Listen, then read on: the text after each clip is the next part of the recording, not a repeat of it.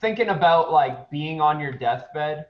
I'll sometimes do this. If I'm in bed laying and I feel unaccomplished, I'll think about being on my fucking deathbed and thinking about like, do I feel good about what I've done?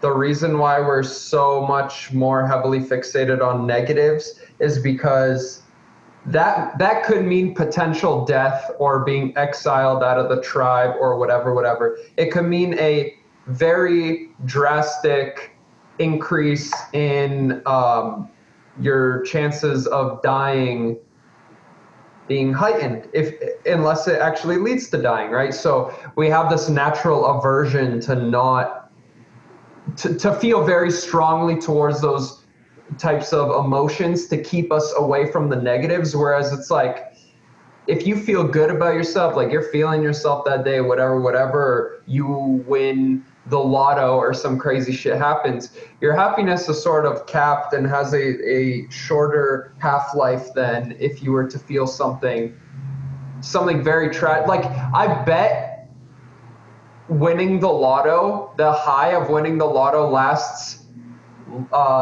shorter than a breakup, you know? And I think a lot of those emotions are meant to like teach us to not do those things. Don't touch the stove again if it was hot last time. And so, you know, one of the things that separates humans from other animals is the fact that we can learn from each other and not have to make the same mistakes to learn. And so I think because it's a powerful emotion and there's that intrinsic like value in learning from other human beings, sadness has always been an emotion that has fueled like some of the best genres of music. Amen. Preach, brother. No debate there. Funny you mentioned the lotto winning stat.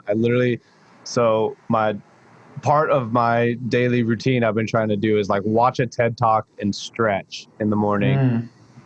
Do some yoga flow or something. Yoga for the brain. Yeah, take 15 minutes and not be crippled when I'm older, because I'm the least flexible person in the entire world. And producing 8 hours a day does not help that at all. And so literally the TED Talk I watched this morning was like the fucking secret of happiness or whatever. And it's basically that like we have the ability to synthesize happiness, aka your mind state is under your control and you are as happy as you want to be in a given situation. And most of the time, having an expectation that is broken is actually the thing that makes you less happy, right? Like the ability to choose and then feeling like you chose the wrong thing makes you really sad. When someone doesn't give you a choice and gives you something that you think is worth the same value of both options, you're very happy with that because you don't think that you chose the wrong one. But the specific example that I thought was funny that related to what you were talking about was the happiness of a lottery winner and someone that has become paraplegic. Jesus Christ. Paraplegic. It's not a hard word. Is the exact same 1 year to date from the event. You would never guess. Never guess. But statistically, that's the truth. So something has to be happening behind the scenes, right?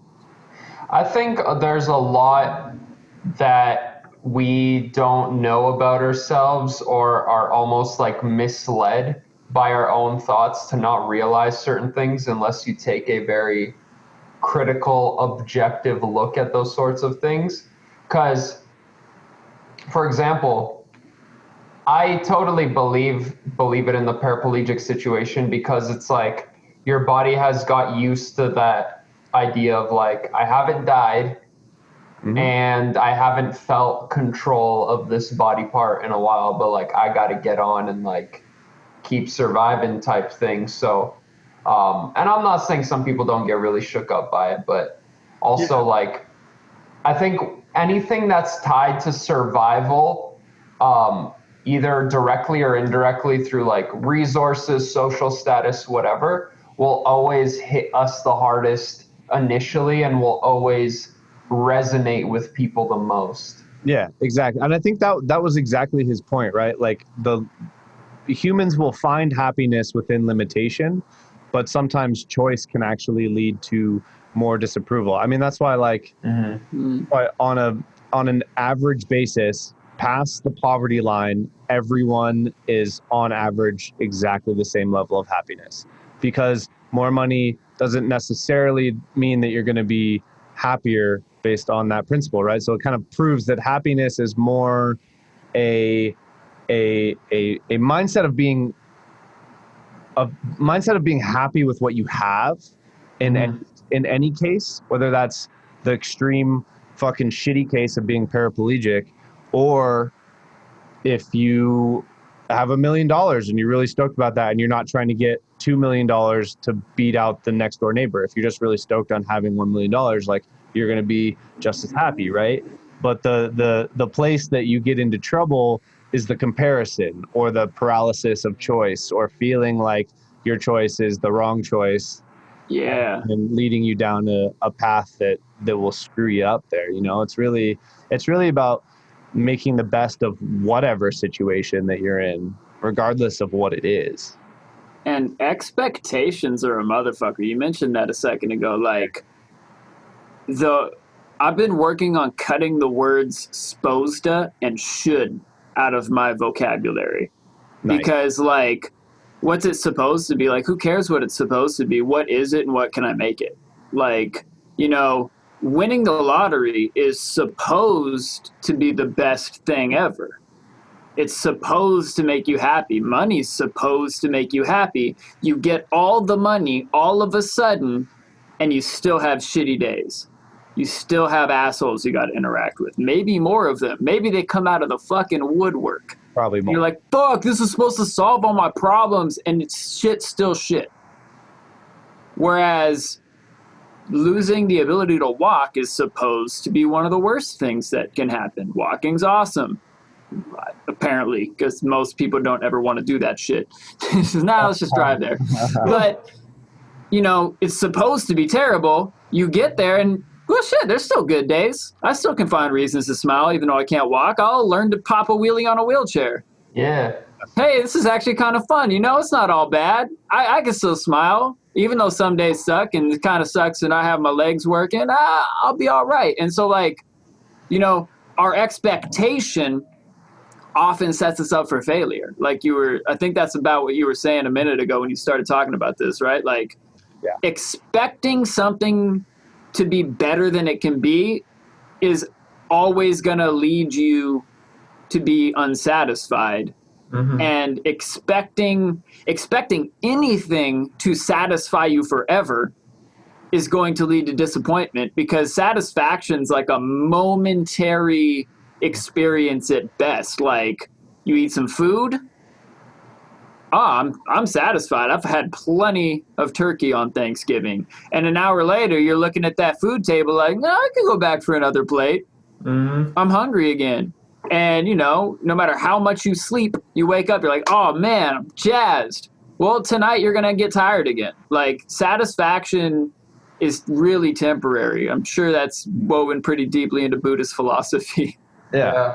And, like, that's exactly why a producer who expects after a year that they're going to make music like Skrillex is sitting in their bedroom semi-depressed on some days because they can't make records like Skrillex, because the expectation based on the Dunning-Kruger effect and many other things is that that's where they would have been. And instead of being super happy with the progress that they have made over that year, they just think, why am I not Skrillex? So I mean, we've talked about this a couple times, but it's the like, hair. You got to shave the one side. It's definitely, it's weighing you down. You're right. Yeah, it's like it pulls you to one side, and that gets you to where you need to be. It's the knobs all in the right place when you have the proper weight balance on your head. Yeah, well, it's like the hair is not in the way of one ear, so, you know, you can hear just a little better. Right. Yeah, so the divine creative can shoot into your skull easier. And it can't go out the other ear. Yeah, isn't that why yeah. monks shave that little top of their head thing so that the god can talk better? I Is don't know that if that's a true? thing at all. I have no idea. I Sounds feel like I heard legit. that somewhere. I'm just gonna run with it. That's why monks are bald. Oh, that's 100% true. That's sick, dude. Sick, dude. Great fun fact. That is a No questions asked. One thing that fact. scares me nowadays. One thing that scares me nowadays is this idea that we should be happy all the time. Like trying to reframe feeling shit as sort of like a checkpoint along in the journey. Like for that producer that's sitting in their room bummed as fuck a year or two in, or 5 years, or 10 years in, like where I'm at, being bummed about not being where I'm at, some shit not working. Or, you know, you put in a 6-hour session, you're thinking whether you should go for 4 more. Anytime you're feeling doubt or pain or just negative emotions, realize that somebody else also came to that point after a similar sort of journey throughout their day or whatever. They might be going through something worse. But if you persevere through that, like the way I see it is like it's as if some people are like being pruned at that stage. And it's like a lot of people would have given up here. And if I'm the one out of the 10 ratio of people, there's probably a million people that stopped here, and I'm one of the, what is that, like 10, 100,000? 100,000. Yeah. Yeah, and then at one more stage of that, I'm one of the 10,000 that's working 12 hours now. Oh, I went for this long, or oh, I'm going to do this extra library organization instead of watching Netflix, or, I feel like shit today, but I'm going to write a song regardless. You're moving past that point where a lot of your competition has gotten pruned off because they're going to feel the need to feel good that day. And it's like, I'm not saying you shouldn't feel good. I'm just saying I'm going to let other people feel good. And if I feel like shit, I'm still going to go do the work I'm supposed to do. Because tomorrow I'll feel good about being made that additional progress. But if you prioritize feeling good, you're never going to get any shit done with your life. Let's be real. Like if you're going to work, a lot of people are doing shit they don't want to be doing. That you're not going to feel good from that. And if you have to come home and make yourself feel good before you start doing other shit, I mean, man, obviously context. I definitely understand what you're saying. I mean, I think the point is that, like, rather than turning that thought exercise into a downward spiral, realizing that if you only did everything that you wanted to do when you felt good, you would do fucking nothing. And to take that to an extreme of being really successful means that you have to push past feeling like shit a lot of the time, especially in the case of like doing some work on something when you're encountering resistance and you're like, I just don't really want to do this right now. Like the dopamine trigger of watching Netflix sounds so much better.